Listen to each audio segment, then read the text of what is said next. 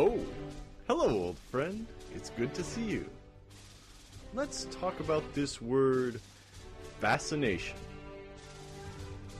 It describes an unquenchable urge which compels our hearts to quest and be captivated. As long as there are elegant explanations to complicated phenomena, science will never lose its romance. Over the years, I've traveled the world, indulging in my fascination in physics. And now, I find that a new hunger has woken within me. A fiery need to share these great ideas with the people around me.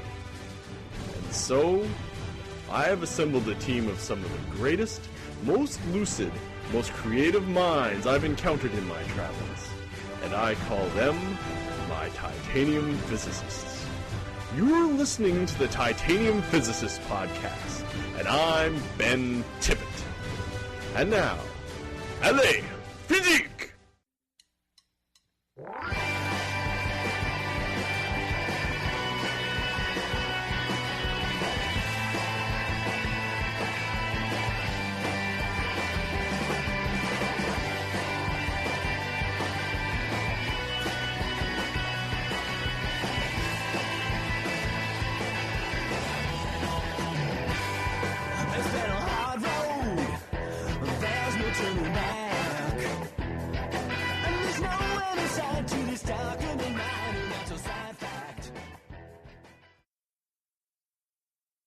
In 2010, a band called the Insane Clown Posse produced a music video presenting a song of theirs called Miracles. The song itself was uncharacteristically earnest, and the two clowns, Violent J and Shaggy 2 Dope, listed the wonders and mysteries of everyday life. The music video was so visually dissonant and the lyrics were so ignorant that the video quickly went viral. Lyrics like, and pardon the language, water, fire, air, and dirt, fucking magnets, how do they work? Generated popular memes ridiculing the ignorance of the two clowns. But here's the thing, magnets are strange. And it's not absurd that a person should wonder about them. The first and most common example of an invisible force that people encounter in their regular life. And certainly it's not strange that we should wonder at them. Opposite poles attract each other, and it seems that magnets mostly only affect metals, but some metals aren't magnetic at all. The Earth produces a magnetic field, and so does the sun, and so does all those weird car-lifting magnets out at the dump, and so do the floppy magnets on my fridge. It's not clear what these four things even have in common, and yet they're all generating and interacting with this mysterious invisible field. How do they work indeed, Shaggy 2 Dope? It's a question which motivated some of the greatest scientists in history. And so today on the Titanium Physicist Podcast, we'll be talking about magnets. So I was sitting around minding my own business when I got an email from a musician in Portland who said he liked the show. His name is Brent Knopf, and he's got an indie rock band called Ramona Falls out of Portland. They sound so great. So great that I was like, yeah, this is really good indie rock. I should have them on the show. But then, before I could put any plans in motion, Brent asked a favor. It's his birthday, he says, and he wants me to phone his friend Matt Sheehy from the indie rock band Lost Lander to talk to him about physics. And Lost Lander is a tight indie rock group as well, and they've just put out an album called Dirt, and they're close to finishing a second record, which will be announced soon. So good, I said. It's been a while since we had two people on the show. Let's do it again. So I invited them then and there to come on the next episode. Matt Sheehy of Lost Lander and Brent Knopf of Ramona Falls. Welcome to the Titanium Physicist Podcast. Oh, Dave sang somewhere around here. Thanks for having us. So Matt, Brent, for you today, I've assembled two of my most powerful titanium physicists, two old friends who haven't been on the show in a dog's age. Arise, Dr. Fiona Burnell. Boink. Dr. Fiona did her undergraduate at UBC, her PhD at Princeton. She's now faculty in the physics department at the University of Minnesota, where she's a specialist in condensed matter. Now arise, Dr. Brian Sullivan. Dr. Brian did his PhD at Dartmouth College, and he's currently the physics teacher at the Maine School of Science and Mathematics. He's an expert on magnetohydrodynamics in the sun. All right, everybody, let's start talking about magnets. Are photons a form of electromagnetism? And if so, is like the magnetic force that gets like put out or whatever, is that electromagnetism? And if so, is it photons that's being like what's being transmitted, or is it just like a warping of that field? It's not the only way of understanding interactions in physics, but one way that not only physicists but also popular culture is very captivated by is by encapsulating the interactions we see in virtual particles called gauge bosons. And in the same way that the Higgs boson is the one to which we attribute a mechanism for mass, the photon is the gauge boson for electromagnetic interactions. Suppose you're standing on roller skates, and you have a friend and he's standing on roller skates, and you toss a massive object to your friend. So when you do that, you're going to roll backwards because you threw an object forwards, and then your friend catches it, and that pushes them back, the act of catching it. But then if they throw it back to you, they even go further back. So if you could imagine tossing something back and forth, but instead of drifting apart due to the tossing back and forth, you were pulled together. That's kind of an idea of a gauge boson causing the interaction between the two of you on the roller skates. So is there a gauge boson in a magnetic interaction? Is there a similar particle like the photon between two magnets? The photon is both, actually. Oh, it is. So the photon that you think of as really, essentially it's the same thing as saying, I have some electric signal that's propagating through the air, kind of like a wave, in the water, and it comes to my antenna, and my antenna vibrates. Now, along with that electric signal, you always get also a magnetic wave. So whenever you have waves, the electric waves and the magnetic waves always travel together. And so in a sense, the photon is both the gauge boson, or the kind of mediator of electric and magnetic forces. Wow. So electric and magnetic interactions are completely tied to each other when you talk about light. We call them electromagnetic, and they come from that hyphenated combination of the two effects because our historical understanding of the two grew together after a time of understanding the two separately. So there are interactions that are magnetic that do not have a very noticeable electric component. And there are electric interactions, like if you rub a balloon on your hair and then your hair stands up, that's electric, but not magnetic. So like two magnets interacting, they're not emitting light necessarily, but they have the magnetism part, but not the photon part. Like, why aren't magnets glowing? It's not that they're emitting photons that are beyond the range of human eyesight, right? There's something else going on? Yeah, when Brian was saying that the photons mediate the force, that's a really quantum mechanical way to imagine it. Because in quantum mechanics, little packets of force are exchanged between two electrons, say, as they fly around and do their thing. Our macroscopic world, we're used to thinking about magnetic and electric forces in terms of a field. So there's the magnetic field and the electric field. And Maxwell said these two things, magnetic and electric, are two different parts of a whole. But take a step back. The deal with electric field is if you have a positive electric charge, say you rub your head on a balloon, get it all positively charged. If you bring another positive charge around it, they'll both be emitting electric fields, and then they push off of each other's electric fields, and that pushes them apart. Or if one's positive and the other's negative, it pulls them together. Similarly, if you have two magnets, like just fridge magnets, whatever, sure, normal magnety magnets, they're emitting a field. Their field, it's polar. There's a north and a south pole. And the deal is that if you try to bring a north pole to the south pole of another magnet, they'll stick together, they'll attract. And if you try to bring the north pole to a north pole of another magnet, they'll repel. That's the old opposite attracts thing, right? Mm-hmm. So the deal is that we were studying these things because magnetism, this magnetic field, is what causes compasses to align north-south. Electric fields are, you can use Van de Graaff generators and stuff to make strong electric fields. But it wasn't until the late 1800s that this Maxwell guy took a look at the equations describing electric fields and how they change, and magnetic fields and how they change, and how they're related to each other. And he came up with, essentially, they're called the Maxwell equations. It's a description of how electric fields and magnetic fields, the two sides to the same coin, as it were. Mm. So there's a rule of thumb when it comes to electric fields and magnetic fields. So you could imagine both of them having sources, right? So the source of a magnetic field is a magnet, something with a north pole and a south pole. And the magnetic field looks kind of like, I'm sure you've seen like drawings of the Earth's magnetic field. It kind of blooms outwards in rings, and the rings go from the north pole of the magnet to the south pole of another magnet. And the thing that creates electric fields are electric charges, so electrons, protons, stuff like that.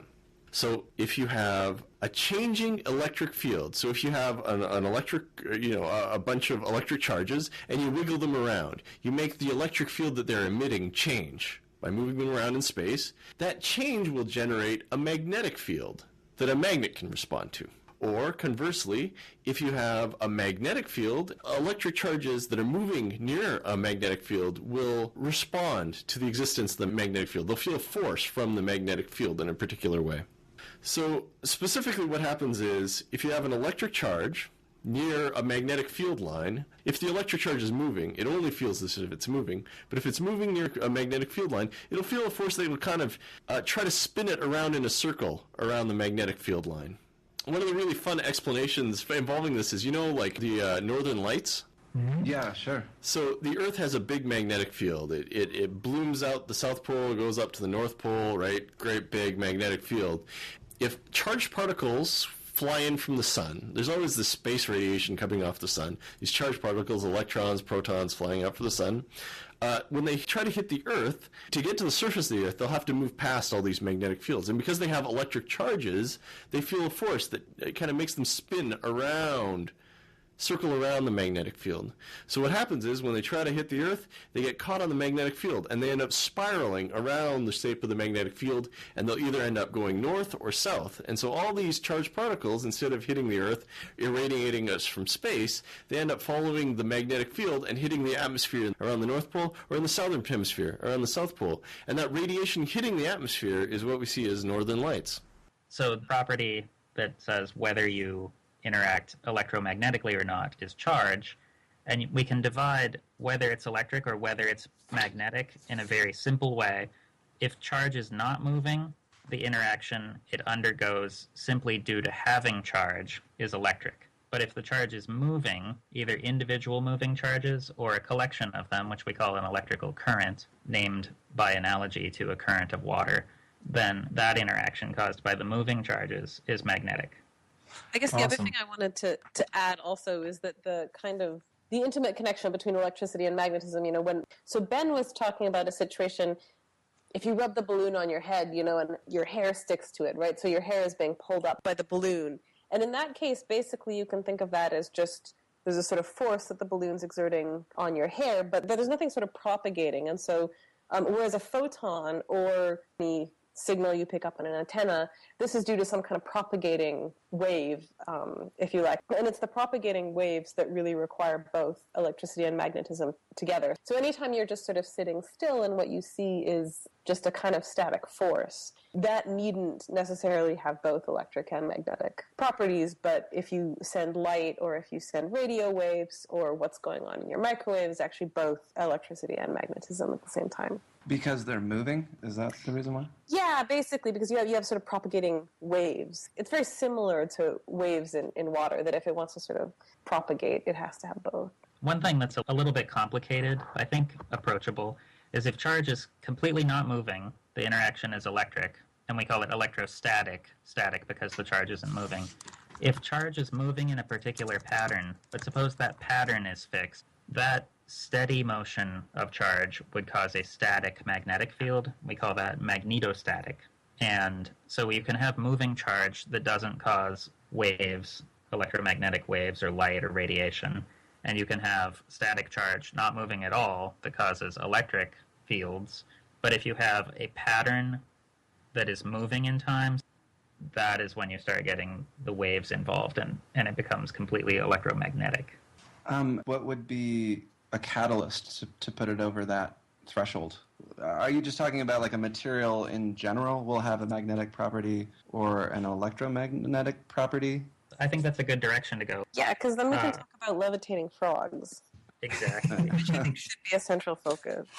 So there are kind of two kinds of motion of charge that fundamentally are what's behind magnetism. And one we call spin and has to do with an inherent, apparent spinning of the fundamental charges, primarily electrons.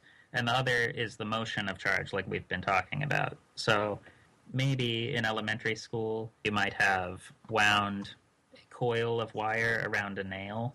Mm-hmm. So you have like an old-fashioned phone cord kind of helix winding around the nail, and then if you attach that wire to a battery, you'll find that the nail has become a magnet and can pick up paper clips and pick up other magnets and all the great things that magnets do.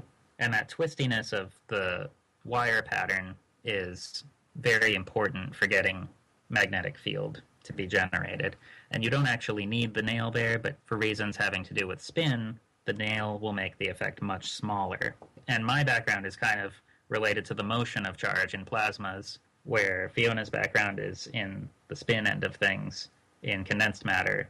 I mentioned earlier that if you have an electron and it tries to hit the Earth and it gets caught on the magnetic field, it kind of moves in a circle or spiral. It kind of gets pulled in a circle shape, right? It gyrates. There's kind of a connection here between the motion of an electron and the magnetic field it generates. The idea here is if you take a ring and you make electrons march, say, counterclockwise around the ring, so you have a whole bunch of electrons moving all in a circle, what that'll do is it will generate a magnetic field equivalent to the magnetic field which would cause them to march in a circle if they were passing through. So motion, circular motion or rotation of electric charges generates magnetic fields. And there's an interesting thing about magnets, which is that electric fields are generated by static charges. There's electrons and protons, or positive charges and negative charges. And you say that the electric field is kind of emitted by one and kind of absorbed by the other. The straight lines come out of one charge and they enter another. And you never see that with magnets. With magnets, there's always these two poles, or where the magnetic field always goes out of one pole and enters another. It's basically saying you can't have a magnet that has only a north pole. Yeah. You always have north and south. Yeah. You take your bar magnet and you cut it and cut it and cut it, but no matter how small you get it, it's always going to have a north and a south pole. Yeah. And so what this is an indication of is that magnetic fields aren't generated by a source. Magnetic fields in our universe are always generated by moving charges moving in a circle. It's pretty fun. The deal is, it's just like Brian's electromagnet. You get the electrons marching in a circle as they spiral around your nail, and that generates a magnetic field down through the nail.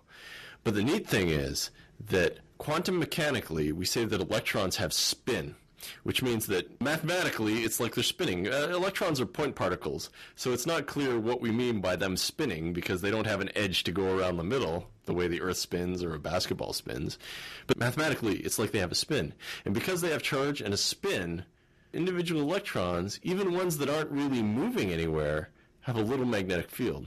And so when Brian was saying that when you talk about, say, Fiona, who works with things that are really, really, really cold, when they're really, really cold, the electrons stop moving around, but they'll always have this spin. So they'll always have this tiny little magnetic field. So if you get something cool enough, these magnetic fields emitted by the little individual electrons all start interacting. And that's the difference between something hot and something cold. All right. Mm-hmm.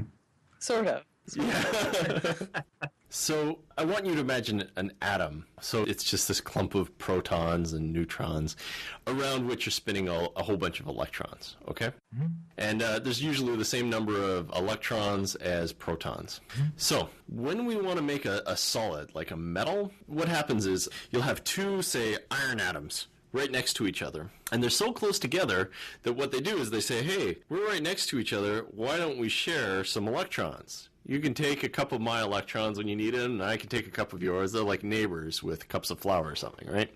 So you got these electrons moving back and forth, and that kind of sticks the two adjacent atoms together. That's called a covalent bond. So if you want to create essentially a big lattice, a big crystal structure, a big chunk of metal, you take a jabillion of these little iron atoms and you stick them all together. Chunk, chunk, chunk. So they're all sharing stuff with their neighbors, and if you move one neighbor, the other neighbor's like, hey, you can't move that far away from me, and so you get a nice rigid structure. Kind of independent of that, each atom with its electrons has its own magnetic properties. Because each of the electrons in the thing has its own spin, so it has its own little magnetic field, but each electron's also spinning around the nucleus. So that's another little circle it's making. And so each individual atom itself will have an overall magnetic field, depending on the details. How the electrons are spinning around it, how many electrons are there? Are there the same number of electrons spinning up as spinning down? It's complicated business depending on how many electrons you have per atom. So what makes some metals magnetic and other metals neither magnets nor magnetically active?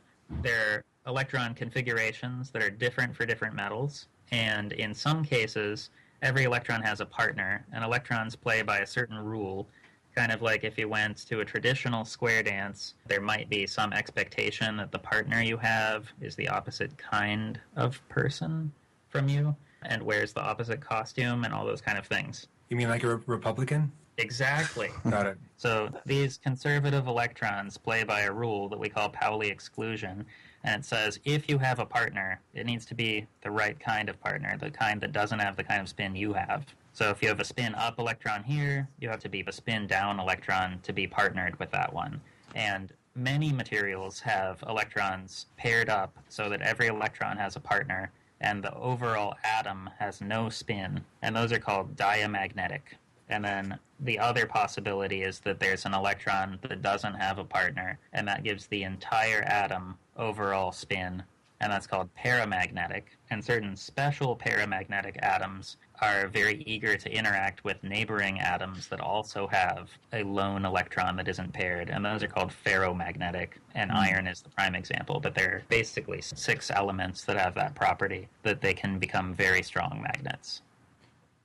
So Brian earlier on was talking about this kind of pairing, if you like, where electrons want to sort of partner up with other electrons that have the opposite little magnetic moments, and then they don't contribute to this magnetic moment of the atom that Ben's alluding to. And so you can have a situation in some materials where you have lots of electrons that actually are single, much like 20-somethings of the modern era. There are many of them that are single, and they're all pointing the same way, and they make this large magnetic moment, which is what typically happens in a ferromagnetic material. So spring break. Maybe spring break in like computer science department or something. So, say you have a ferromagnetic material like iron, right? You can make iron have its own magnetic field. Usually, in diamagnetic materials, what happens is often you can have different atoms making up your material that have different magnetic moments, but they all kind of cancel out. What happens in iron, say, when it has a magnetic field, is fascinating. So imagine you've got 2 bar magnets, right? 2 straight rectangular magnets. They were with you.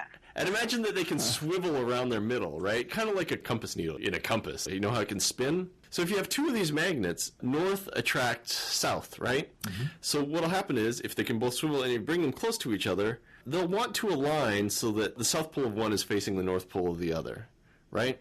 Mm-hmm. Choosing which one is which is random. So you might do the experiment sometimes and north is facing right and south is facing left. And you might do it another time and they reoriented themselves and south is facing right and north is facing left, right? So so which one lines up with which one is kind of just a matter of chance.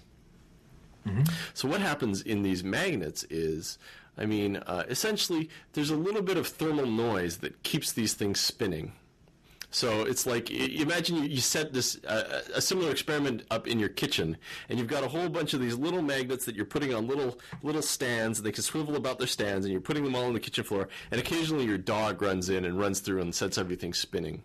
Right now we're talking about rotation of magnetic moment, which means the direction that the miniature needle on each atom points, that can indeed, quote-unquote, spin or rotate, but that's completely different from the quantum mechanical spin we were talking about. Yeah. So it's the same term for something completely different. Yes. Yes. Right. I feel like that, as a layperson that does a lot of reading about this kind of stuff, I feel like from time to time I will encounter this, phenomenon where 2 super different things are named the same thing. And I just have to say, I'm really glad that shows like yours exist to help people like me figure out what the heck you guys are talking about. You're right to be frustrated at the stupid books that use spin interchangeably. Right. All right. So what you imagine you have your kitchen floor. Occasionally your dog comes in and messes things up. But, given enough time, what'll happen is the magnets will kind of align with their neighbors. So one of them will be like, hey, I'm going to point this way. And then the magnets immediately adjacent to it will realign themselves in accordance to the magnetic field of the first one. So it'll kind of spread out as all the other bar magnets on my kitchen floor reorient themselves. But the deal is there's nothing special about where one particular domain starts growing from. So you can get multiple domains, and they'll all choose orientations in kind of patches, and you end up with a big patchwork of orientations. Over here, there's a bunch of magnets that are all pointed the same way towards the living room. Over here, there's a whole bunch of magnets that are all pointed the same way towards the kitchen sink. Over here, they're all pointed the same way towards the bedroom. Okay? And the bigger the neighborhood gets with one direction, kind of like a gerrymandered congressional district, the effect grows. Yes. And the deal is that the size of them depends on essentially how often the dog runs through the kitchen, how warm the material is. So if you cool the material down, or if you keep the dog out of the kitchen metaphorically long enough, they'll all just kind of orient themselves in the same way. And this is essentially what happens when when you magnetize a big chunk of iron. You're forcing all these domains to face in the same way, so that all the magnets in the kitchen are pointed in the same way, all these little domains.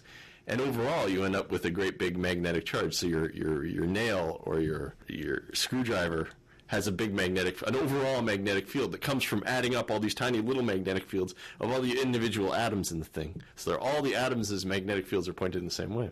It seems counterintuitive to me that it's the coldness that helps make that happen. It seems like it would require energy to switch the gerrymander district to the opposite party. So what is meant by cold is all kind of relative to what you're talking about. So there is a temperature above which iron is completely not ferromagnetic. It's called the Curie temperature, named after the usual Curie. Mm-hmm. And above that temperature, the spins have no preference for what their neighbors do. So if you take a block of metal and heat it up above that point and then apply a magnetic field externally, keep that external field in place and cool it down to below, it's around 900 Celsius. The Curie temperature for iron, but I don't have that off the top of my head. Then you transition to a change of phase the same way that when you take water and cool it down, it turns into ice. Non-ferromagnetic iron turns into ferromagnetic iron, and it's the same kind of phase transition. I think also what Ben was alluding to is that I think if you actually set this up with bar magnets on your kitchen floor, you probably wouldn't have enough magnets to get these kind of rigid frozen in gerrymandered districts. But if you take a magnet even on your fridge, this is, just so many more iron atoms than you could possibly put bar magnets on your kitchen floor, that it's a slightly different situation. And I think what Ben was alluding to is that you can demagnetize iron. You can have demagnetized iron, and that's kind of this soup of various different districts that are, if you like, aligned one way or the other. But if you then take your piece of iron and put it in a magnetic field, this applies a very strong kind of external pressure in one direction, so that those districts, if you will, that have quote-unquote the wrong orientation come under a lot of pressure to line up with the ones that have the right orientation. And once they're all aligned, it becomes extremely difficult to change the direction that things are going, if that makes sense. You get the district super upset about something and then tune everybody's televisions to Fox News while they cool down, and they can't change the channel, and then everyone pretty much starts believing the same thing. That's right, yeah. Put some numbers in to these domain or district sizes. We right now have pushing close to 10 billion people on Earth, so that's 10 to the 10 people, and there are about 10 to the 10th iron atoms per domain in a block of iron, whether it's magnetized or not magnetized. And 10 to the 10, obviously, on a human scale is a very large number. But if you consider a mole, which is kind of the relevant size of number when you're talking about macroscopic groups of atoms, that's 10 to the 23rd. So 13 orders of magnitude more than the number of domains. So if you had a mole of iron, you're likely to have 10 to the 13th ballpark domains or congressional districts, if we want to use that analogy, in that block. So there's a huge number of atoms per domain and a huge number of domains in, say, a refrigerator magnet. So it's absolutely an immense number of these iron atoms, all orienting their magnetism in the same way. And also what Brian was emphasizing is a massive number of these iron atoms in each congressional district. Although I really like the idea of trying to build build this thing on your kitchen floor. I think it would look really cool. But you would really need a lot of fridge magnets to be able to see multiple domains. I don't know why the word domain is significant in terms of the quantity of iron. Maybe that's a certain threshold beyond which iron gets a charge. I don't know. Well, a domain is the scale over which... So if you just take a piece of iron, like maybe a frying pan that you have in your kitchen, you'll notice that it doesn't stick to your fridge, for example, right? It doesn't appear to be magnetized. And that's sort of like saying, if you look at the United States as a whole and you broke up the popular vote and kind of averaged it out, it's probably neither strongly Democratic nor strongly Republican. Let's say on average it looks pretty close to 50-50.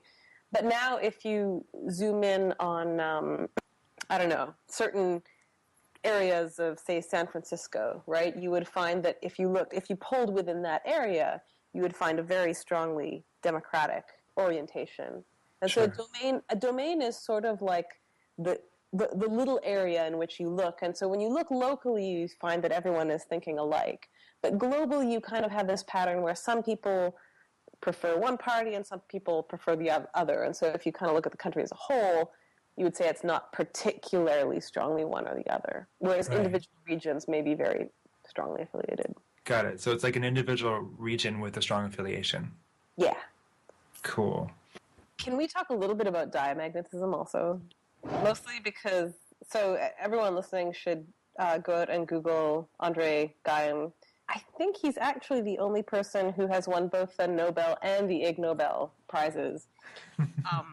And his Nobel Prize was for work on graphene, but his Ig Nobel Prize was because they levitated a frog just using a very strong magnet. And it's kind of cool. You can look at the video online of this frog just suspended in a big magnetic field. But the way that they did this is using what's called diamagnetism. So what we were talking about with iron, which is this business of, the electrons, if you like, on individual atoms, an electron is like a little bar magnet and it has a little magnetic moment, and when all those magnetic moments align, then each atom, basically behaves like a little magnet. And that happens in some materials. In other materials, most notably things like water, you don't have that kind of effect.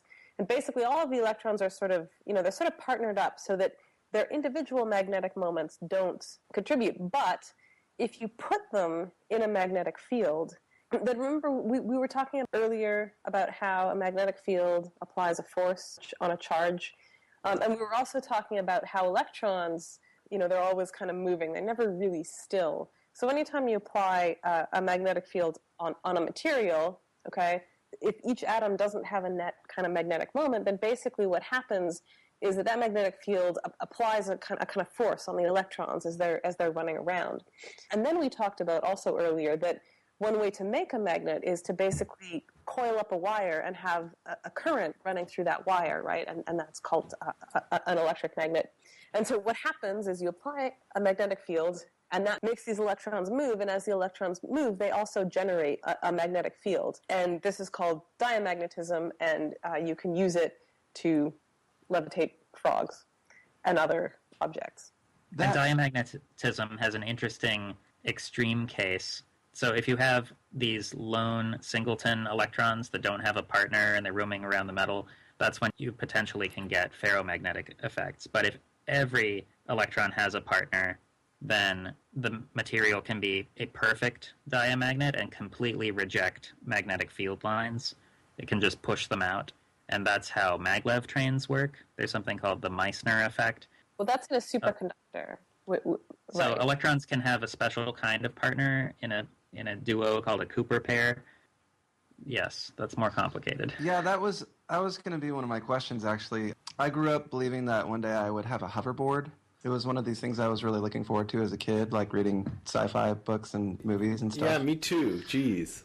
And then I learned that, if you could get superconductivity to work in warm objects, then you could make a hoverboard, theoretically. Well, you don't need, and actually this is why the levitating frog is kind of cool. It's kind of an illustration of, so the idea is basically, as you can notice, if you take two fridge magnets and you try and stick the two south poles together, you see that they push each other apart.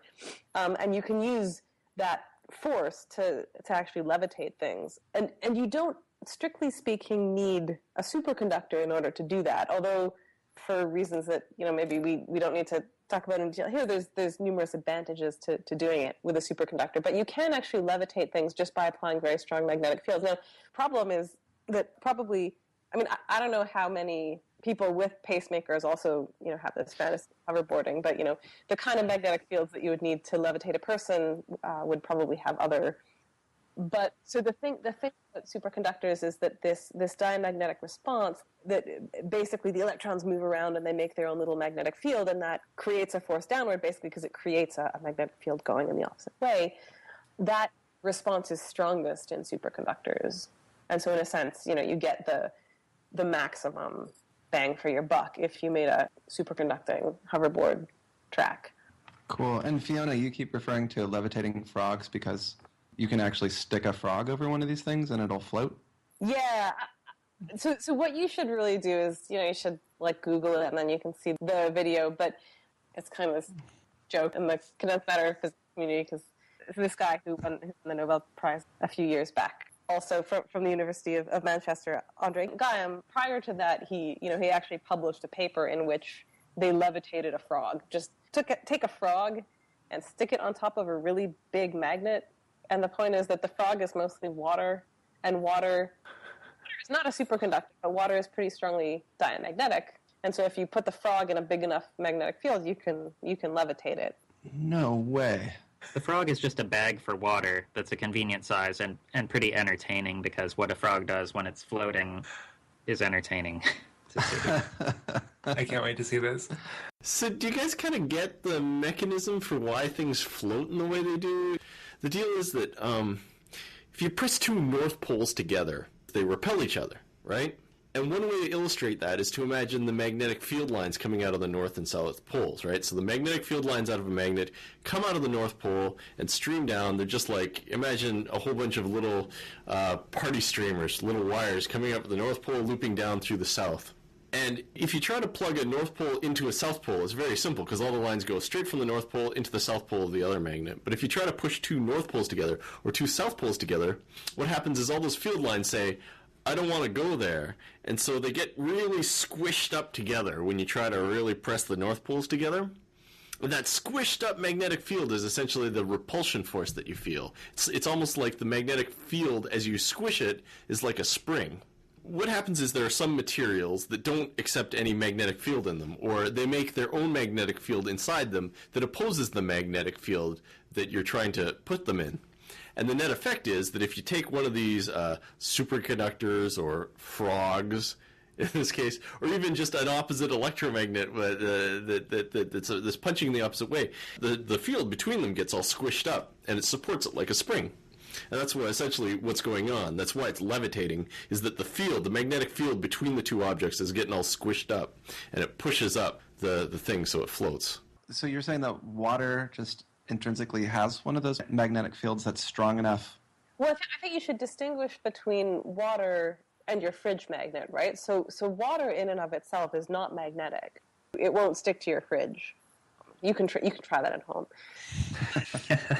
However, if you take a kind of cube of water and you put it in a very big magnetic field, basically what happens is, because this it alters the way that the electrons are spinning around, it temporarily develops a magnetic moment, and that's basically because of the motion of the charges inside the water. But as soon as you take it out of that magnetic field, it becomes non-magnetic again, right? Whereas your ferromagnet, if you bring it in, what happens is that all these little domains, they line up, and then once you take it out, it's magnetized and it'll, stick to your fridge or whatever. It's like a person that doesn't have any particular opinions but is really ornery and obnoxious. So you're like, anytime you go up to them and you're like, what's your opinion on global warming? And they're like, I don't care. And then you're like, well, global warming's happening. And as soon as you have an opinion that you're trying to foist on them, they're like, no, it's not. I don't believe you. And then that's where the pressure comes from. But the scale of field strength that causes this effect with water is just massive. Like, the biggest magnetic field you're likely to encounter in your life. Do you have a guess about what that would be? An MRI. An MRI. So an MRI has a several Tesla field, which is very large. and that doesn't levitate you.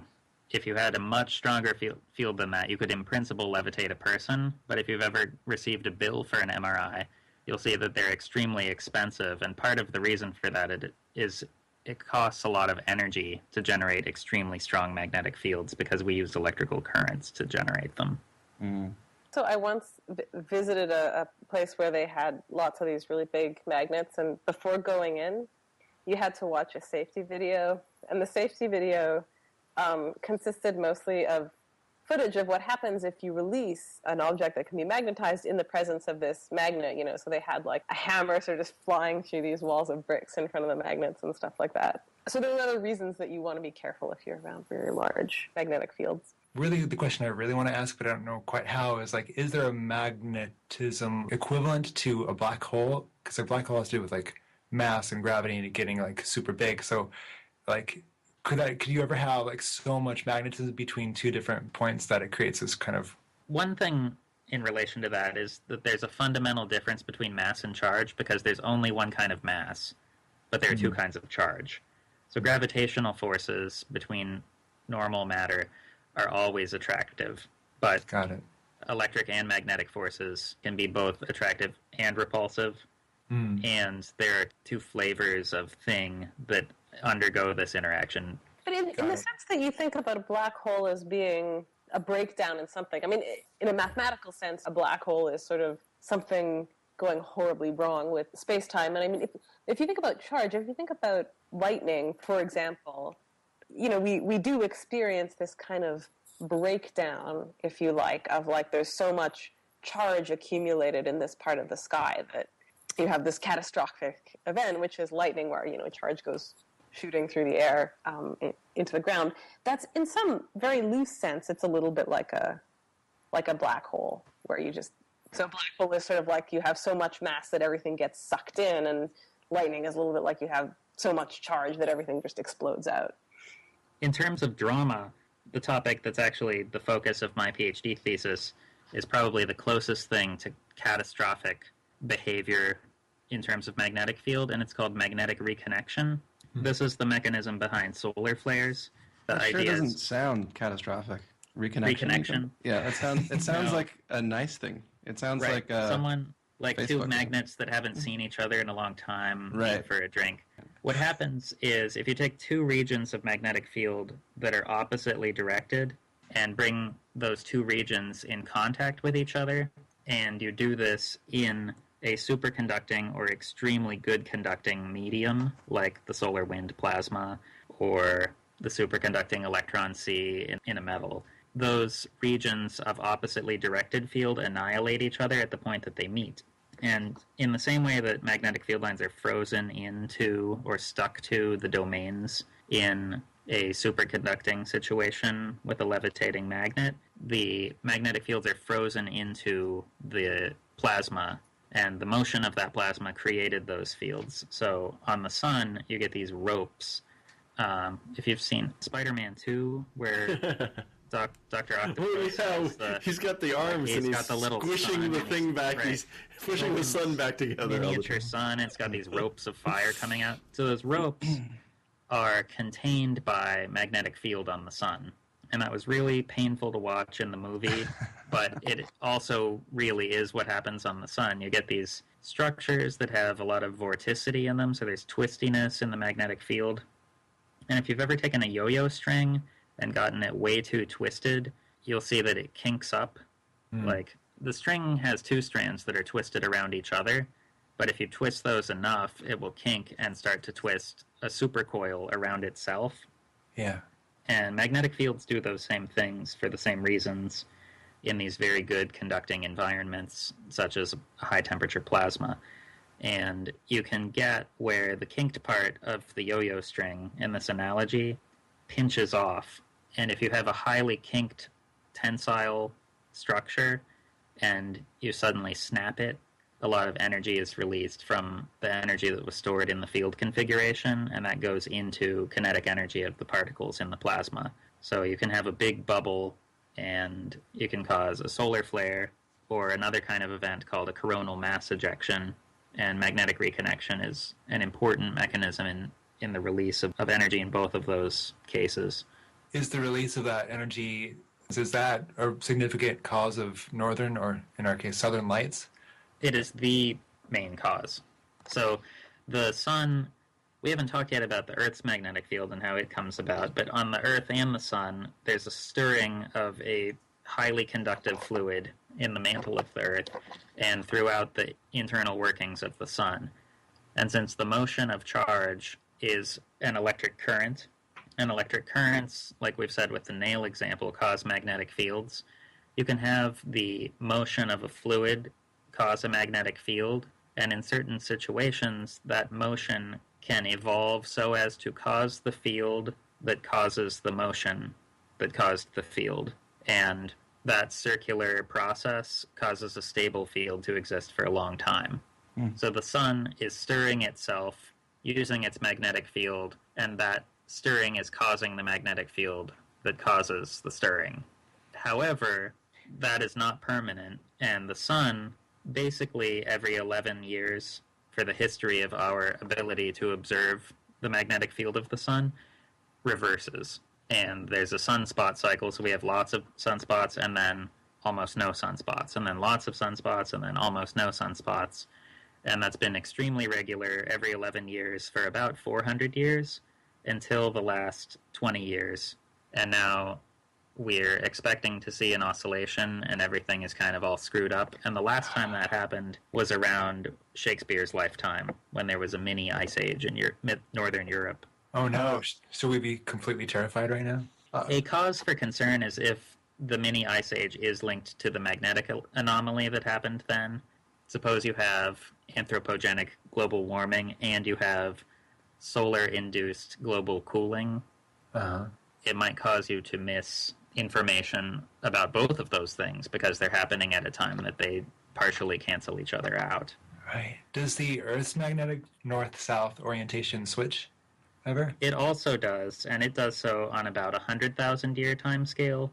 And the reason we know that is that magma oozes out of a crack along the center of several oceans where either tectonic plates are moving towards each other or moving away. And since the Earth has a relatively large magnetic field, when that rock, which contains a lot of iron, goes from being above that Curie temperature we talked about to below it, the magnetic field record at the time that it became rock and no longer magma is sealed in. So if we take a slice of the rock going from the center of the subduction zone outward, we can see pointing north and then pointing what we currently call south, and then pointing north and then pointing south. Wow. And by looking at the rate at which the plates move in terms of centimeters per year and the thickness of each of those pointing directions, we can deduce the duration of each orientation and the time in between the flips. How near are we to the next flip? I think it's like just about time to somewhat overdue, something like that. And since the time of Carl Friedrich Gauss in the 19th century, I believe the overall magnetic field strength of the Earth has decreased something like 20%, 20 or 25%. Which you'd think you'd hear a lot more about in Doomsday. Oh, no, you do. Kinda. You hear about it all the time on Doomsday things. Everybody on, like, Art Bell's always like, the magnetic field's going to go away and we're all going to die. Got it. But speaking of the Earth and bar magnets, we have compasses, and we have a north end on the compass, and it points a certain direction. But what direction are north ends of magnets attracted towards? Oh, right, the opposite one. South. So before we understood this, we named the North Pole North. However, it's a magnetic South Pole. Whoa. Right. Mind-blowing. But why aren't the magnetic and geographic poles aligned? Well, the geographic North Pole is the center of the spin axis of the Earth. The Earth is rotating. And the magnetic North Pole and South Pole coincide with the ends of the axis of the magnetic field. And those happen not to be aligned and need not be even closely aligned. They're more misaligned for some planets than ours. And they are not statically misaligned to each other. So that axis is not only tilted relative to the Earth's spin axis, it's also offset. So it sounds to me like the churning inside the Earth, like in the mantle of the Earth, is unrelated to the spin of the Earth itself? Or It's not unrelated to the spin of the Earth. We believe that it's necessary to have a spinning body and even differential spinning, meaning, for example, the Earth, we believe, has a solid iron and nickel alloy core, and outside of that, a liquid metal core, and the two are not spinning at the same rate as each other. So if you had, say, a ball spinning inside a ball, and the inner ball is spinning faster than the outer ball, there's a shear at the boundary between those two balls. well, what's And causing shear is an important ingredient in generating a magnetic dynamo, which is what we call this mechanism for generating permanent magnetic field. Gotcha. But what is causing that spinning? The most honest answer is we don't know. In general, in physics, things continue to do what they're doing unless something stops them from doing so. So that's one thing that goes on. The Earth condensed from a cloud of gas that already had angular momentum, and just like when an ice skater pulls in his or her arms, the rate of spin increases. When the Earth condensed out of that gas, everything kind of spun up from condensing, since it already had some angular momentum, and the center is spinning even more because it's more condensed. Wow, There really? are some thoughts about importance of having a moon or moons for tidal squeezing that causes the core to stay molten, or might play some role in developing vorticity or little whirlpools in the liquid metal inside the planet. But exactly how that happens is not totally understood. I think we should talk about how guitar pickups work, since you guys are both musicians. Hell yeah. Somehow we didn't get to that. So those involve both copper coils and permanent magnets inside the coil, and there's typically one coil under each string. And the way that works is because the strings are made of magnetically active metal, ferromagnetic metal, you can magnetize them. So when they get closer to the string, they are more magnetized, and when they're further away, they're less magnetized. They move back and forth over the magnet, and that causes a wobble in the magnetic field. And part of the electromagnetic interaction that we talked about a little bit early on is when you have a changing magnetic field strength, that causes a twisty electric field around that region. And in this case, since there's coiled wire there, that causes a voltage. Gotcha. A neat thing about pickups is, do you know, like, single coil versus humbucker? I've heard about them both, but I don't know exactly how they're different.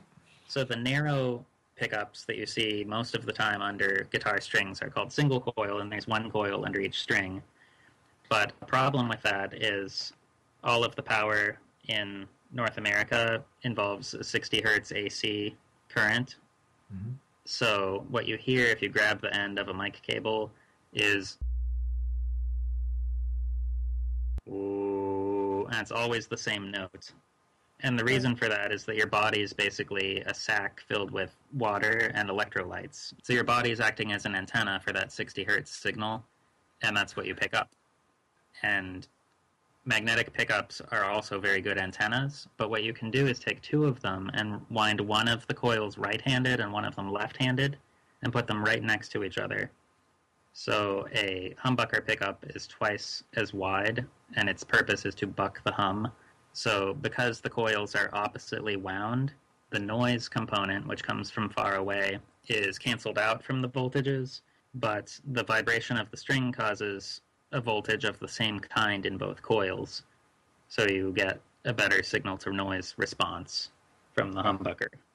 Awesome. Don't loudspeakers behave kind of the reverse, where you send an electric charge and it meets a magnet and that pushes and contracts against the diaphragm? Is that... That's right.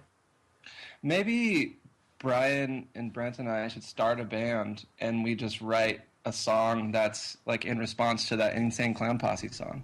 Yeah, called Magnets. This is how they work. Yeah. We could release a clean lyrics version. Right. Well, that was pretty crazy. Okay, thank you, Brian. Thank you, Fiona. You've pleased me. Your efforts have borne fruit, and that fruit is sweet. Here's some fruit. Brian, you get a donut peach. Good, sweet. And Fiona, you get a pumpkin. You want me to eat a whole pumpkin? Well, just a part of it. All right. Ah, good. Good pumpkin. All right, I'd like to thank my guests, Matt Sheehy of Lost Lander and Brent Knopf of Ramona Falls. I hope you guys had fun. Please look up their albums on the internet. There'll be links to their bands on our website. Hey, TIE Fighters, listen. There's 4 things you need to know. Firstly, please leave us an iTunes review. Whenever I feel sad or tired, I check the iTunes store and I read your reviews and they make me feel better. Your nice words are giving me power. Second, there's a podcast app called Podiversity for the Android phone. It's a subscription for contest-based app, and it's nearly like Netflix, but it's for podcasts, and they pay us money for each downloaded episode. So if you get the app, listen to our show on it. Good work. Now, t-shirts. Go to our store off the TIE-Fi website and buy yourself a sweet shirt. Some of them were designed by brilliant designer Chelsea Anderson from Calgary. They're wonderful shirts. They don't even wear out. You can wear them for years, and they won't wear out, and they're gorgeous. People will talk to you in the streets if you're wearing them. Fourth thing. If you'd like to contact us, you can send us an email. My address is barn@titaniumphysics.com, BARN@titaniumphysics.com. I forward people their fan mail, so if you want to tell Jocelyn how great she was, and if you want to tell Dave how good his jokes were, you can do that, and I'll pass them on. Also, we're on Twitter and Facebook and Tumblr. If you can find me on Tumblr, good for you. Okay, that's it for the main part of today's show. Remember, if you like listening to scientists talk about science in their own words, you might also want to listen to the other shows on the Brachial Media Network. I'm going to talk about Astrarium. Astrarium is about astronomy, and my good friend James is on it. Or you can listen to Science Sort of. That's pretty fun. There's other ones. Technically speaking, the collapse wave function is about chemistry. Hey, guys, we need other shows on science. A biology show, that'd be good. Show on birds. I don't know. Medicine show? Cool. Okay, so the intro song for our show is by Ted Leo and the Pharmacists, and the end song is by John Vanderslice. Until next time, my friends, good day, and remember to keep science in your hearts. Angela,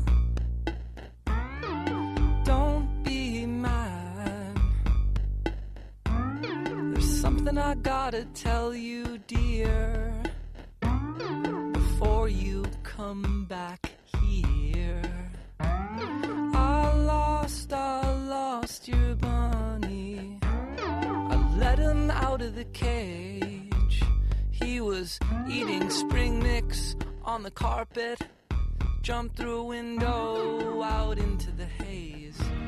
Hopped down Magnolia Boulevard. No way he'll survive.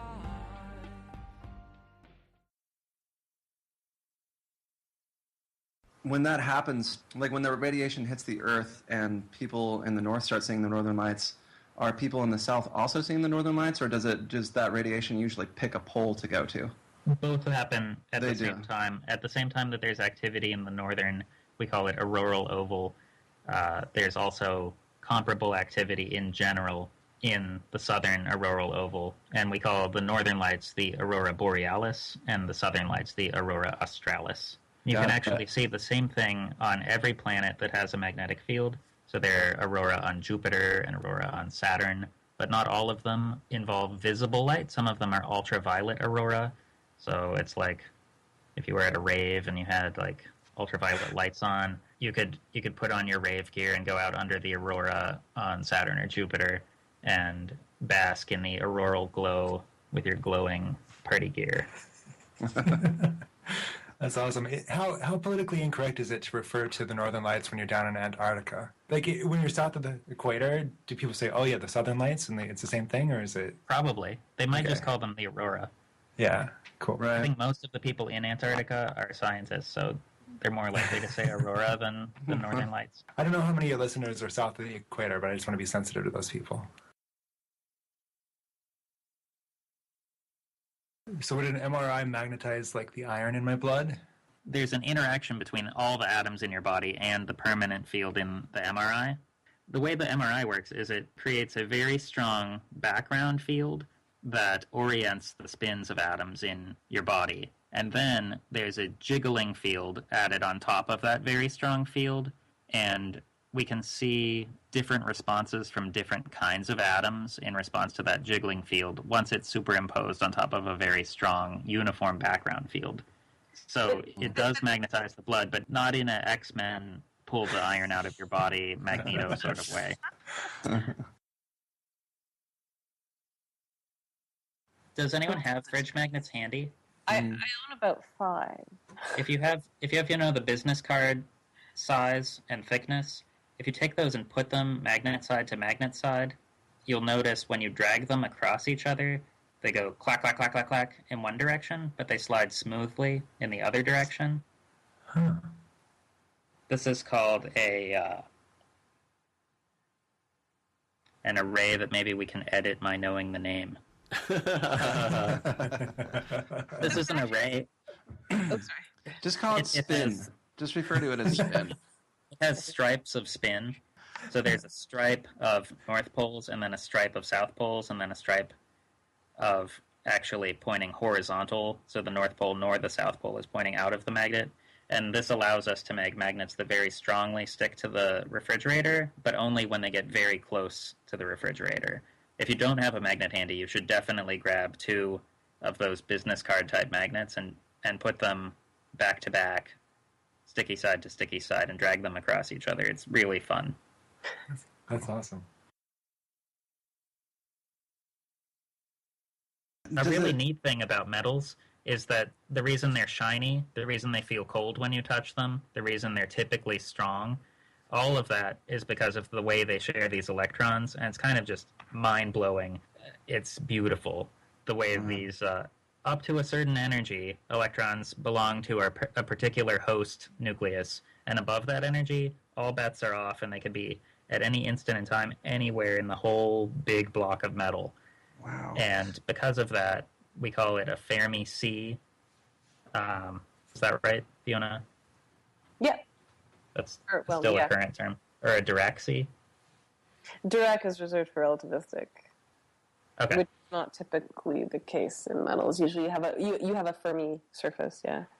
Right. Wow, so those... So above this energy, they're just wandering around, and they can conduct heat very well because they have very low mass, and so that means metals are good conductors not only of electricity, but of heat, and that makes them feel cold when you touch them because they conduct the heat away from your hand. And they're shiny because of the way incoming light interacts with the charges it encounters when it hits the surface of a metal. Does that mean that material has an electric current just running through it all of the time, like with those electrons just jumping around from nuclei to nuclei? Yeah, so the usual situation, if you just have the metal and it's sitting there in your room, the electrons are all running around, but what's it? I went to a seminar recently where someone showed these great pictures of people like crossing the street in Tokyo, and you just have people like... So it's like chaotic? People running around, people moving around, but they're all going in different directions, and so you don't see any net motion of people, and that's the situation for electrons in a metal typically. But then, so if you connect your metal to a battery, right, then that's kind of like introducing a... It's like putting a pressure on one end, like you attached it to a pump if it was a hose.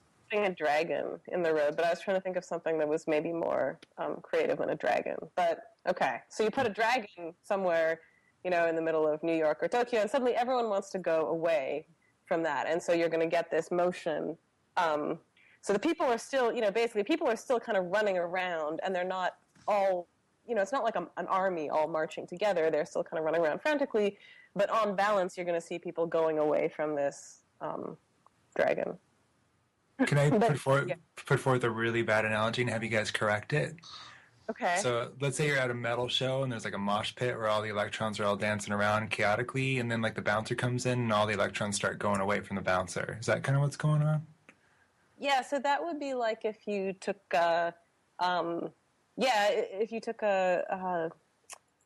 maybe a local electric field and put it on your metal. So that would be like the bouncer, and current would try and go away. Right. Or the bouncer comes in at one end of the room and everyone's trying to get out the other end. Yeah. Yeah. Or like a fire breaks out in the theater and everybody wants to get out of the theater. Oh gosh. Is that a terrible analogy? Sorry. No, I'm just thinking, what was that band that happened in Boston, right? It was like White. That was in Snake or Boston. something? Yeah. Yeah. Oh, it was so sad. Yeah. But if only they had been electrons and not people, they would have been able to flow right out. Totally true. Yeah. The problem, I think, was that the doors opened the wrong direction. Oh, So when shit. people were crushed against the door, they couldn't open it. And that's actually like a diode. So current could go one direction, but couldn't go the other direction. That's what a diode is. Got it. Like you hear about light-emitting diodes. Mm. They're just one kind of a device that's basically the electrical equivalent of a valve. Mm-hmm. And when you say those electrons or those moshers or those people walking around in New York City, are electrons are they really just jumping around from atom to atom? Like, are they physically moving through the material? Is there actual motion happening? Yes. Individual electron, very much so. And the reason that we don't see it is that, what we are able to measure, if you take your metal and you just kind of put a voltmeter to it, right? What you're able to measure is a flow of large numbers of electrons altogether. And so these fluctuations in the position of an individual electron is something that you would not typically be sensitive to, really. Does that have to do with the quantum nature of electrons and their tendency to maybe exist in one little region inside a locality with a particular speed? Is it kind of where it gets really blurry like that? Is it connected to that? I mean, I think there's a couple of things going on. So, one thing is that, just nothing that we encounter in the regular world is really sensitive to the charge of a single electron. So when you kind of use your intuition about, what happens in a metal, well, nothing happens until you connect it to a battery. You're just kind of not sensitive to anything that has to do with small numbers of electrons. But also, I mean, the uncertainty principle is very, very important in understanding, how an individual atom works. But when you glue many of them together, there's also it really has to do also with the energetics. So you can think about your individual atom is kind of like, think about like a really deep well. If you only had one really deep well, and to get anywhere else in the world, you had to go way uphill, and you dropped a ball down, it's going to be somewhere near the bottom of the well. Now, what happens in many materials is that now you have lots and lots of these little wells, and they make, they're kind of like this egg carton shape, right? But the hill that you have to go over to get to the next dip in the egg carton is not all that tall. And so now if you imagine that you had some balls in the egg carton and you kind of shook them up a little bit, you would see them like bouncing around between the different wells. And that's, I think, in a sense, like that's a picture you can have in your head when you think about what happens to an electron when it's in a material, is really that you have lots of these little wells, but it's not that hard to get from one to the other. If I understand you right, like an electron will want to stay in the local minimum, or stay in the little the puddle of the egg carton, but it doesn't require that much energy for it to jump over to the next puddle, or jump over the hill into the next zone. Is that what you mean? Yeah, and so that's where the kind of, if you like, this uncertainty business comes in, because if the barrier is very large, you may not know exactly where your electron is, but you know that it's somewhere close to your atom, so the nucleus of your atom. Whereas when you have lots and lots of atoms, and the kind of barrier to get from one to the other is small, kind of this fact that you can't pinpoint the electron exactly is sufficient to mean that it's kind of impossible to know exactly, which atom it's even committed to, because the barrier to get from one to the other is so small that... Small barrier is kind of what's synonymous with being metal. Okay. Uh-huh. I have a question. Fire, air, and dirt. How do magnets work? With gravity, I feel like, doesn't it warp or bend space-time, and that's why things go toward it? Does magnetism work the same way? Why do things go toward or get pushed away from magnets? Is it altering the fabric of space at all? There's actually something really interesting about space-time and magnetism. There's something called frame drag, and the Earth is spinning, in its dent in space-time, right? Mm-hmm. Earth rotates. So as Earth rotates, it's actually pulling on the space-time around it, not only making a dent in it, but twisting that dent. And this causes something called gravitomagnetism, which is actually a communication of the gravitational force via the warping of space-time, but via the vorticity in space-time, rather than just the quote-unquote denting of it. It's a pretty small effect that doesn't usually matter, But if you're using GPS to fire a missile down a chimney, it's a big enough effect. It's actually funny that you start with that question, because magnetism at its deep, horrible mathematical heart is a space-time effect. It comes about as a result of the space-time being one kind of big continuous sheet rather than just 3 dimensions of space and 1 dimension of time. In a complicated way. But the crazy thing about it, there were some dudes like 100 years ago named Kaluza and Klein. They had a guess, and their guess was that magnetism came about as a result of things moving around in higher dimensions, like a fourth spatial dimension that we couldn't see. And so it was kind of a precursor to some of the ideas that they use in string theory, where they said, oh, well, what if this fourth space dimension is like really small? And then it kind of fizzled. It wasn't a great theory, but mathematically it explained magnetism in this one really specific way. It's archaic. Nobody really believes in it anymore. Except that guy who thought that turning on the LHC was going to destroy the universe. Well, was he buying it to...